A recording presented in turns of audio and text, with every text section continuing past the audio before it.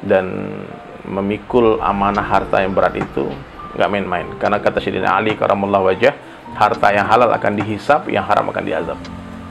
Yang halal dihisab, yang haram diazab. Maka orang yang bercita-cita jadi orang kaya, mereka sebetulnya sedang bercita-cita berdiri di antrian yang sangat panjang di akhirat nanti.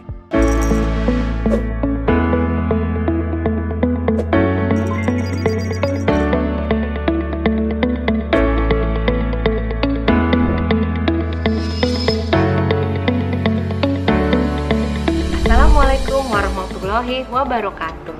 Jangan lupa ya di subscribe, like, komen, share, dan tekan tombol loncengnya. Jazakallah khairan katsira.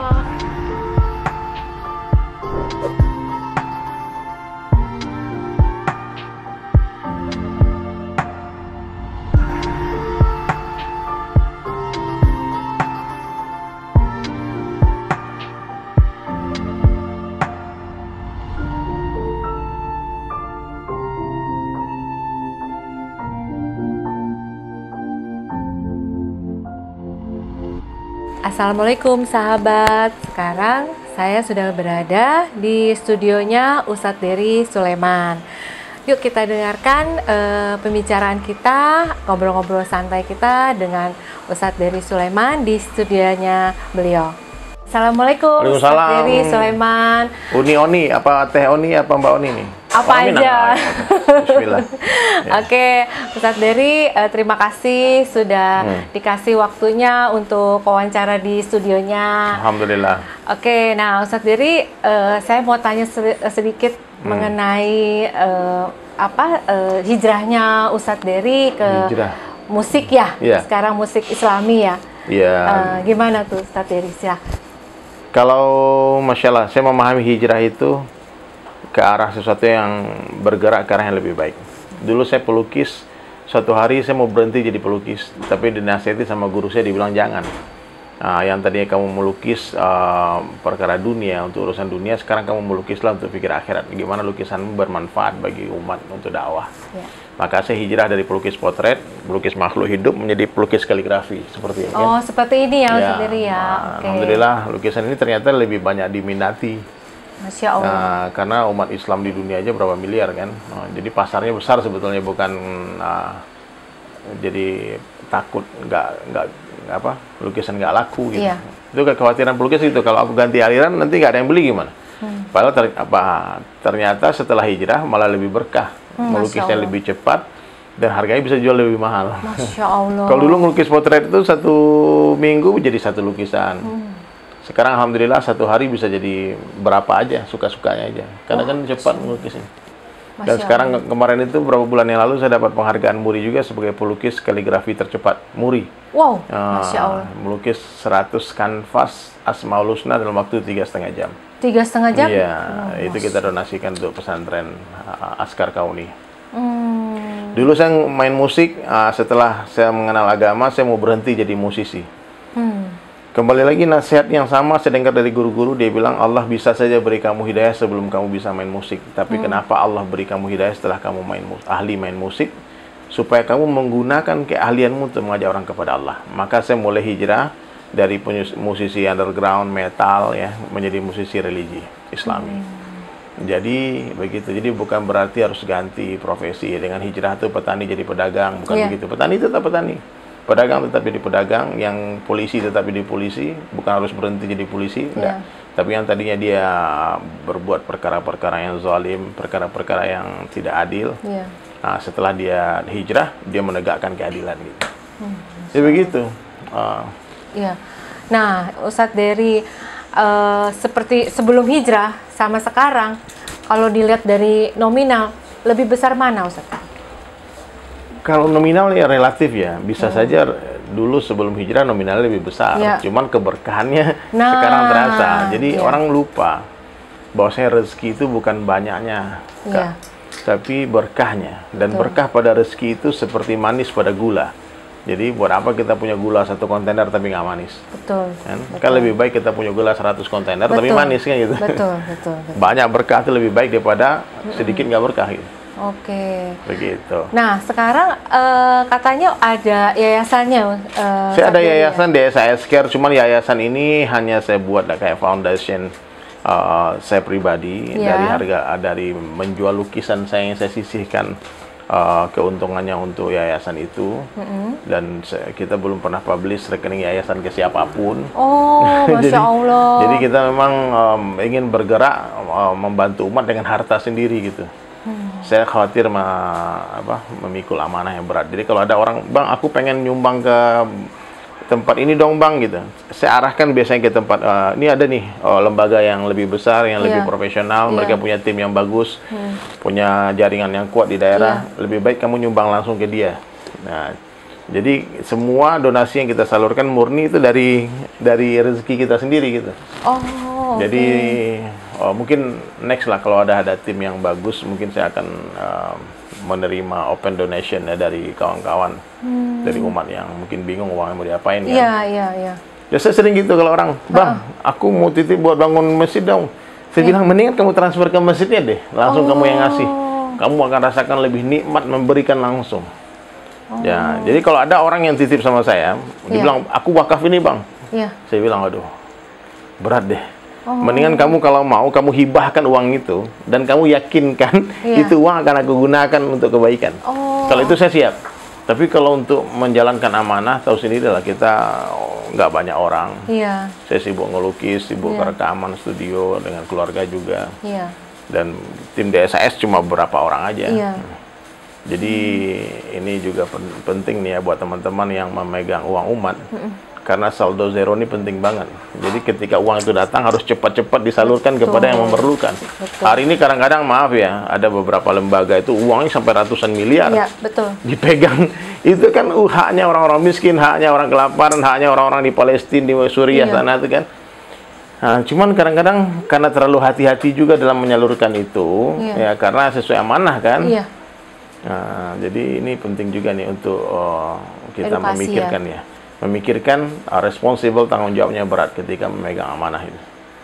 Jadi yayasan DSAS Care ini kayak kemarin kita beli mobil, dikirimkan ke pedalaman untuk dakwah ke mualaf-mualaf yang masuk Islam di Pulau Buru. Nah, terus di daerah-daerah terpencil itu biasanya kita bikin warung makan gratis. Jadi itu menarik tuh. Bagaimana tuh? Warung makan gratis. Jadi ya udah kita siapkan tempatnya, siapkan kulkas di sana, siapkan semuanya peralatan dapur lah di sana. Nah, kita anggarkan berapa budget untuk makan tiap hari semampunya. Dan alhamdulillah itu nggak pernah kosong itu. Berapapun orang yang datang makan semua. Makan datang 100 orang makan. Bahkan 200 orang makan. Bahkan lebih banyak. Dananya dari Nah, itulah hebatnya Allah ya. Masya Allah. Kebaikan ini menular sebetulnya, karena kebaikan itu menular. Jadi ketika orang kaya duduk ikut makan, dia nggak mungkin makan aja kan, pasti dia akan keluarkan uangnya juga. Jadi penting kita untuk menyebarkan virus kebaikan ini. Ini harus disebarkan. Maka saya selalu tagline kami itu, bicaralah yang baik-baik, dengarlah yang baik-baik, tulislah yang baik-baik, sangkalah yang baik-baik. Kenapa? Karena sebentar lagi kita mati dan kita ingin kebaikan itu yang tertinggal. Tulisan-tulisan yang baik itu yang tertinggal, motivasi-motivasi itu baik, yang baik itu yang tertinggal. Komen-komen yang terbaik itu yang tertinggal. Jadi jadilah orang baik itu memang slogan yang selalu dibawa oleh DSAS Care. Pokoknya kita memberi deh. Memberi itu jauh lebih nikmat daripada diberi. Terus dipahami ya. Kita enak nih diberi orang, tapi yakinlah kalau memberi itu jauh lebih nikmat daripada diberi. Nah, kita harus meyakinkan orang seperti itu. DSAS itu apa tuh? Mungkin sahabat tuh dunia sementara akhirat selamanya. Tuh juga, ya. Itu multitafsir ya. Ada juga yang bilang dari Sulaiman dan sahabat.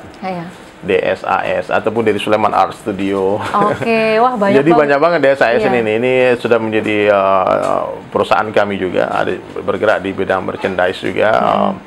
Bikin kaos, bikin apa itu. Jadi kita cari duit, dapat duit kita habisin. Gitu. Jadi kita tidak mengharapkan donation dari siapapun, bukan berarti kita punya duit, enggak. Ya, saya berharap semua orang bergerak sendiri dengan harta dirinya sendiri. Orang kaya bergerak dengan harta dirinya masing-masing, orang miskin bergerak dengan harta dirinya masing-masing. Karena untuk memberi itu nggak perlu harus kaya dulu. Untuk jadi dermawan itu nggak perlu dia. Ini bagus loh. Iya. Tagline-nya, orang kaya, orang memberi itu. Memberi tidak perlu harus kaya dulu. Tidak perlu harus kaya tuh, sahabatku. Bagaimana tuh, Ustaz? Iyalah. Karena orang kalau dia beriman, tangannya nggak mungkin di bawah. Orang beriman tuh dia selalu pikir bagaimana menyenangkan orang, bagaimana menunaikan haknya dia minta kepada Allah. Jadi semiskin apapun orang beriman nggak mungkin dia mengemis, nggak mungkin dia meminta kepada siapapun. Ya, tapi maaf ya, sekaya apapun orang yang tidak beriman, dia akan tetap jadi pengemis. Meskipun zahirnya mereka seperti orang yang bermartabat, ya pakai dasi ini semua. Cuman dia mengemis nggak di pinggir jalan, mengemis proyek pemerintah, sogok sana, sogok sini dan sebagainya. Jadi untuk menjadi orang dermawan itu nggak diperlukan kekayaan, diperlukan iman. Diperlukan iman. Yakin bahwasanya kalau kita bersedekah, kita berbagi, Allah bersama kita, Allah akan sayang sama kita. Dan Allah akan beri keberkahan rezeki kita, dilipat gandakan semua rezeki. Keyakinan itu untuk membangun istana di surga. Amin. Nah, jadi saya selalu bilang ke semua sahabat-sahabat ya, dunia bukan tempat tinggal, dunia ini tempat meninggal. Dunia ini bukan tempat tinggal, dunia adalah tempat yang akan kita tinggalkan. Makanya mumpung kita di atas tanah nih, cepat-cepatlah habisin harta. Coba bayangkan kaya, kalau ketika kita kaya raya ini, kita punya banyak harta. Taruhlah satu pulau Jawa ini punya kita sendiri. Terus mati. Buat apa coba? Gak bisa nolong kita. Kan sebelum mati mendingan bagi-bagi teman kan. Itu kamu Jawa Timur buat kamu ya, Jawa Barat buat kamu ya. Ini pesantren ini kasih DKI Jakarta ya, ini semua. Selesai kita berangkat. Nggak ada beban. Karena memikul beban yang berat itu menuju perjalanan, dalam sebuah perjalanan sangat panjang itu menyusahkan. Ya, orang yang cerdas sebelum pulang kampung tuh barangnya dikirim dulu ke kampung pakai ekspedisi. Tuh sahabat. Orang cerdas tuh begitu, dia kirimkan dulu barang-barangnya ke kampung halamannya, baru dia pulang. Kalau di airport tuh kita lihat ada jalur khusus tuh, non bagasi. Nah, itu lewat situ kita ya. Nggak ada pemeriksaan apa-apa. Karena kalau diperiksa, seringkali orang tuh ketinggalan pesawat gara-gara bawaannya kebanyakan. Jadi susah di jalan. Jadi kalau berat bawa sendirian, minta tolong teman, titip ke teman 1M, kamu bawain ya, kamu titip ke pesantren, kamu tolong bawain hartaku ya, titip ke masjid sekian. Jadi orang-orang beriman tuh memang hidupnya pikirnya bagaimana dia titipkan hartanya di langit. Maka orang yang hebat itu ketika dapat duit, dia habisin duitnya. Dikirim ke akhirat, bangun masjid, bangun pesantren, bantu anak yatim, sekolahkan orang, berangkatin haji, berangkatin umroh, bagi sembako. Saya di depan rumah tuh tiap bulan itu minimal 1 ton beras di depan rumah. Itu berbagi beras di depan rumah. Itu sebetulnya budaya orang Minang. Orang Minang itu dulu ada lumbung, ada rangkiang di depan rumah gadang. Itu artinya apa tuh? Untuk berbagi. Pak Ustadz, orang nggak tahu. Lumbung padi ya. Jadi ketika ada orang-orang miskin yang nggak punya makanan, dia ngambil minta padi di sana. Ditaruh di depan rumah, di halaman rumah. Jadi sekarang saya bikin budaya ke teman-teman sahabat-sahabat di SAS ya. Kalian beli beras, taruh di depan rumah, semua orang boleh ambil. Jadi satpam satu perumahan ini tuh ngambil berasnya di sini. Masya Allah. Nah, ojol-ojol yang datang sini ngambil berasnya di sini. Bebas ya. Bebas, orang kaya boleh ambil, orang miskin boleh ambil. Tuh, sahabat. Nah, jadi memberi ya. Karena itu menerangkan hati dan memikul amanah harta yang berat itu nggak main-main. Karena kata Sayyidina Ali karamallahu wajah, harta yang halal akan dihisap, yang haram akan diazab. Yang halal dihisap, yang haram diazab. Maka orang yang bercita-cita jadi orang kaya, mereka sebetulnya sedang bercita-cita berdiri di antrian yang sangat panjang di akhirat nanti.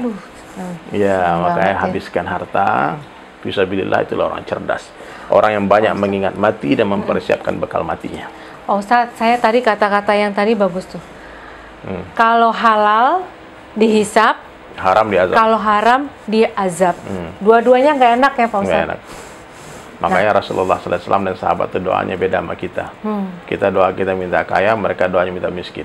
Nah tuh jadi sahabat. susah lah untuk memahami, karena kalau tanpa iman orang pikir gila ini. Iya. Karena memang benar. Orang-orang kaya itu, kalau kita pikir, coba lihat, orang kaya itu memiliki harta yang tidak mereka gunakan. Harta yang melebihi keperluannya.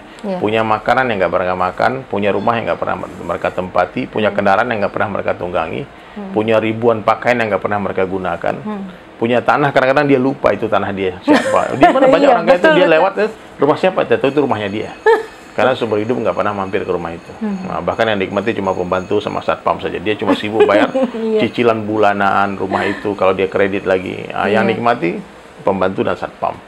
dia korupsi, beli mobil mewah atas nama orang. Dia cuma dapat dosa aja. Pak Ustadz. Makanya orang kalau tidak beriman, Allah matikan akalnya. Allah bodohkan dia pikir dia hebat, tapi bodoh. Ya, coba bayangkan, dia maling, dapat dosa, yang nikmati orang. Dia takut nih mobil mewah itu. Coba apa yang dia dapat? Nggak ada. Nggak ada. Ketakutan ya Pak Ustadz. Dia cuma dapat paranoid, ketakutan. Dia kalau nggak ketangkap basah, paling di neraka aja dihajarkan. Tapi kalau ketangkap, di dunia disiksa, di akhirat lagi. Nah, makanya teman-teman sekalian lah, jadilah anak-anak akhirat. Dunia dia bukan tempat tinggal kita, dunia tempat meninggal. Dunia nggak lama, sebentar saja. Ya. Oke, Ustadz Dery, tadi Ustadz Dery bilang orang miskin juga bisa bersedekah. Nah, bagaimana tuh Ustadz Dery sedekahnya? Ya, sedekah itu kan macam-macam ya, bukan hanya duit. Senyum juga sedekah. Nah, orang miskin bisa senyum nggak? Senyum lah. Ya. Walaupun dia nggak punya harta ya Ustadz Dery. Sholat duha juga sedekah.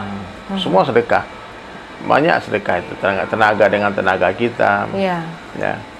Bahkan ya ada orang yang di zaman Rasulullah itu, seorang hamba sahaya, dia cuma punya 1 potong roti atau 2 potong roti. 1 dia makan, 1 dia sedekahkan ke anjing. Masya Allah. Jadi untuk menjadi dermawan itu nggak mesti harus jadi miliuner dulu. Karena itu masalah mental ya, bukan masalah harta benda. Nah, orang kalau imannya ada, dia malu untuk menampakkan kesusahannya ke orang lain. Apalagi menceritakan kesusahannya. Jadi orang beriman itu dia punya satu sifat tawakal. Tawakal itu apa? Tidak memperlihatkan dan tidak menceritakan kesusahan hidup kita kecuali kepada Allah. Itu tawakal. Gak boleh curhat ke teman, curhat di Facebook, curhat di Twitter, di mana di IG, di WhatsApp, hitam semua ke profile picture sehingga orang tanya, kamu kenapa? Nah, akhirnya bantuan datang. Bukan, dia hanya merendahkan hatinya, dirinya, curhat di hadapan Allah di atas sejadah tempat curhat terindah. Jadi sahabat sekalian, pentingnya iman ya. Maka iman adalah perkara yang paling penting. Tanpa iman kita tidak akan pernah bisa mengenal Allah, tidak akan pernah bisa mengenal Rasulullah, kita tidak akan pernah mampu melakukan amal-amal soleh, kebaikan apapun. Dengan iman, kekuatan iman ini luar biasa. Untuk mentaati Allah nggak perlu harta benda, kekayaan, nggak perlu pangkat jabatan, juga nggak perlu kecantikan, ketampanan, bahkan nggak perlu kesehatan.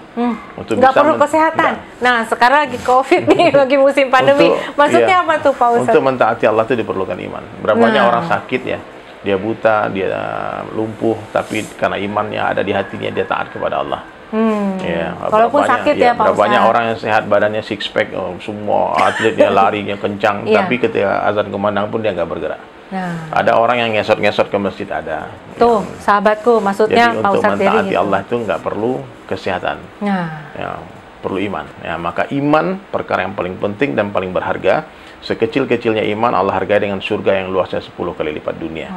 Nah, maka jangan sampai iman itu hilang. Emas sebesar debu nggak ada harganya, tapi iman sebesar debu harganya surga 10 kali lipat dunia. Maka ini harus diusahakan. Oke, sahabat, begitulah sedikit wawancara kita dengan Ustadz Dery Sulaiman. Semoga bermanfaat ya buat para sahabatku. Dan dengan Ustadz Dery, terima kasih banyak, jazakallah khair kasiro. Yang penting juga itu di subscribe juga ya channel YouTube saya, Dery Sulaiman dan Sahabat. Nah, tuh sahabat ya. Like, comment, subscribe ya. Oke. Thank you for your time coming, datang, dan jangan lupa juga order lukisannya ya. Nah, lukisannya bagus-bagus loh sahabat ya. Silakan ya kalau yang mau order di sini. Oke. Wassalamualaikum warahmatullahi wabarakatuh. Assalamualaikum warahmatullahi wabarakatuh. Jangan lupa ya di subscribe, like, komen, share, dan tekan tombol loncengnya. Jazakallah khairan katsira.